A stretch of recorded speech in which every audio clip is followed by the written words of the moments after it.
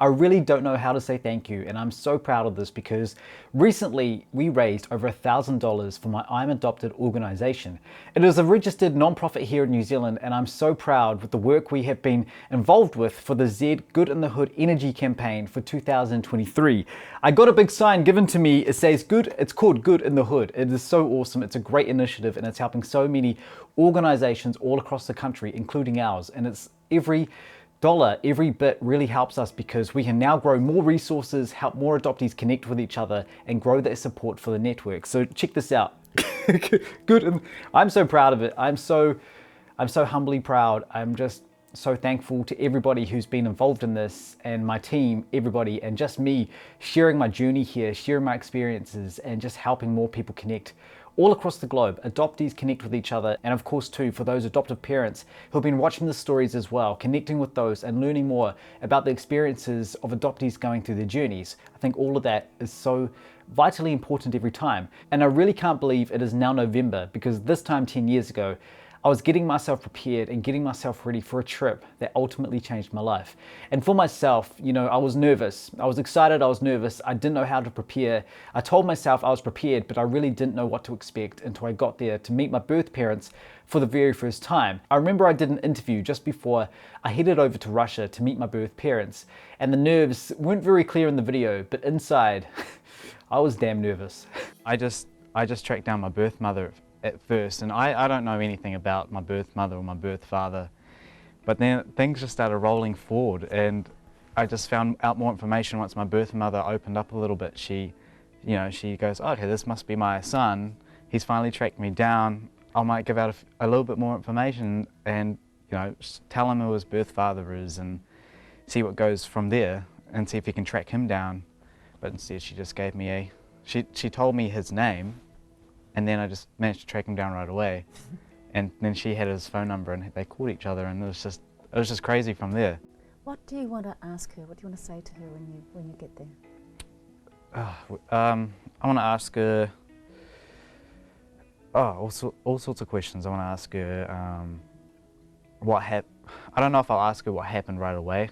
I'll ask her about her family and tell me what she knows about her family and what she does, and you know, I'll get into the talks of how do you know my birth father, and I'll get into that later down the track when I talk to her. I'll get in a comfortable.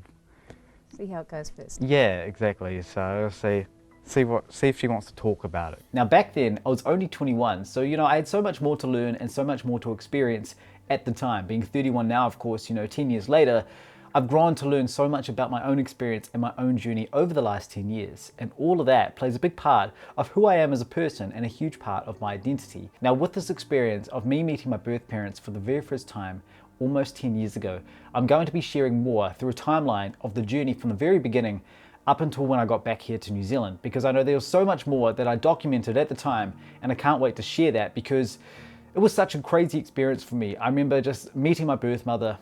It's been really hard over the last 10 years. I've connected with her here and there, and I know, of course, that she made a really hard decision when I was born.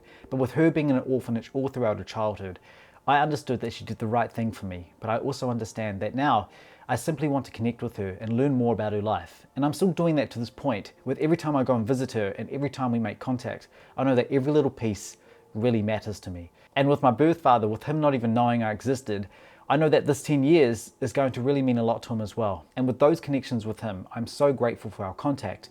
And he understands the life that my birth mother has had and understands it's not been easy.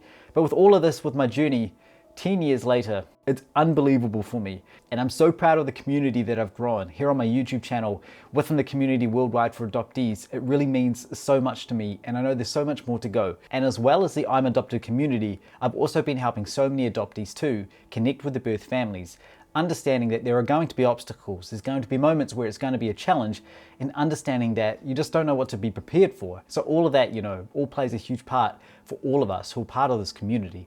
And I'm so happy to have helped so many adoptees connect with their roots, learn about where they come from, learn about their bloodlines, and really connect more, because it's about understanding who you are as a person, your identity. All of that plays a huge part of everything. It really does. Makes you who you are. And for me, that's one thing that's always been so important to me. Understanding who I am as an adopted person, having my family here in New Zealand, my mum and dad who raised me to who I am today, and understanding the respect for my blood culture, my New Zealand culture, all of that all in one. 100%. Hold on, I gotta show you this quickly. It says, congratulations, we're proud to help your group do good in your neighborhood. Here's your share of the $1 million we're giving away. Kapai, good in the hood. Thank you, Z Energy. Honestly, this is cool. Got a cool little certificate, got the big badge. This is just a small piece of what we do because there is so much more to go. And recently I helped with a search and it was just such an incredible story. This woman reached out to me a few months ago and she asked me if I could help her track down her birth family.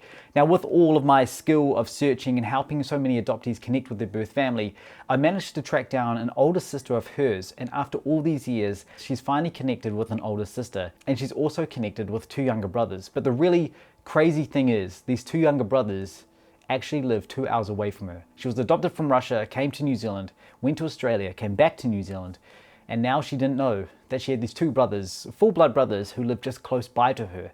They haven't met yet, just yet, but they will be meeting hopefully sometime soon.